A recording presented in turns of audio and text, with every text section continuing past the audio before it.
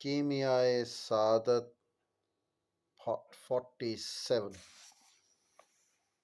اور انبیاء علیہم السلام نے فرمایا تکلم الناس علی قدر عقولہم، ترجمہ یعنی لوگوں سے ایسی بات کہو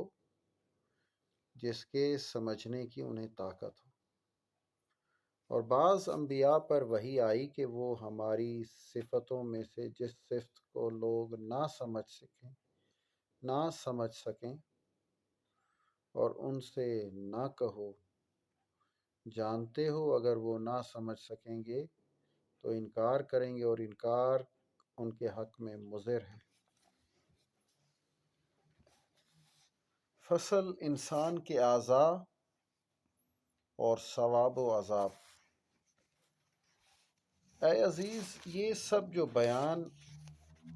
ہوا ہے اس سے تو نے یہ پہچانا کہ ان آدمی کی جان کی حقیقت اپنی ذات سے قائم ہے،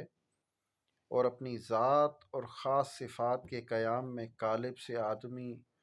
مستغنی اور بے پرواہی اور اس کی نیستی موت کے معنی یہ نہیں ہے، بلکہ قالب سے اس کے تصرف کا منقطع ہو جانا ہے۔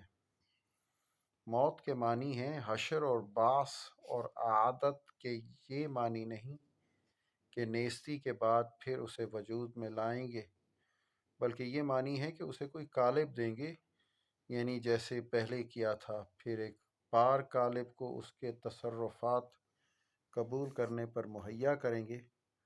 اور یہ بہت ہی آسان ہوگا، اس واسطے کہ پہلی بار پیدا کرنا بھی چاہیے تھا اور روح بھی، اور اس بار روح برقرار ہے، اور قالب کے اجزاء جو اپنے مقام پر موجود ہیں ان کا جمع کرنا ایجاد کرنے سے بہت ہی آسان ہوگا۔ یہ آسانی بھی نہیں، اور دوبارہ زندہ کرنے میں پہلے ہی والے قالب کا دینا کچھ ضرور نہیں، اس واسطے کہ قالب مرکب ہے،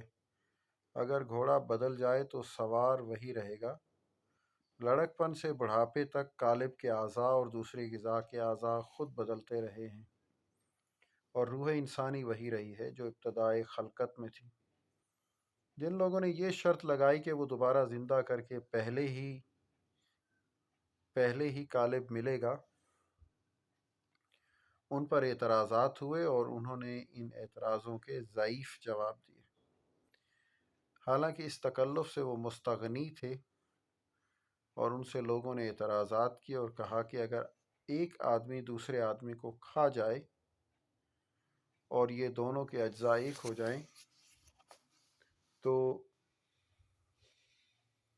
وہ اجزاء حشر میں کسے دیے جائیں گے؟ اور اگر کسی کے بدن سے ایک عضو کاٹ ڈالیں اور کاٹ ڈالنے کے بعد وہ شخص عبادت کرے، جب اس کو عبادت کا ثواب ملے گا تو وہ کٹا ہوا عضو بھی اس کے بدن میں ہوگا یا نہیں؟ اگر نہ ہوگا تو بے ہاتھ پاؤں، آنکھ وغیرہ وہ شخص بہشت میں ہوگا، اور اگر وہ عضو جو زندگی میں کٹ گیا اس کے بدن میں ہوگا تو ثواب میں اور اعضاء کا کیوں کر شریک ہوگا؟ نیک کام کرنے میں تو شریک تھا ہی نہیں،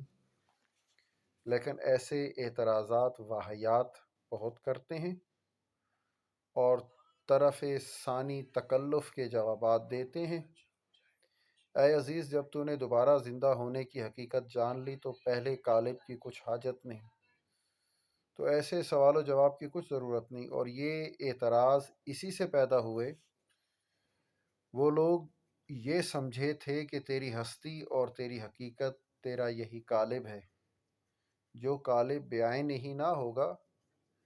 تو جو پہلے تھا وہ بھی نہ ہوگا۔ اس سبب سے لوگ اشکال میں پڑ گئے اور ان کی اس بات کی اصل مضبوط نہیں ہے۔ فصل موت کے بعد کی زندگانی۔ اے عزیز، شاید تو یہ کہے کہ فقہا اور متکلمین کا یہ مذہب مشہور ہے کہ آدمی کی جان موت ہے، آدمی کی جان موت سے معدوم ہو جاتی ہے، پھر اس کو پیدا کرتے ہیں، اور یہ جو اوپر بیان ہوا ہے اس مذہب کے خلاف ہے، تو اس کا جواب جان لے کہ جو کوئی اوروں کی بات پر چلے وہ اندھا ہے۔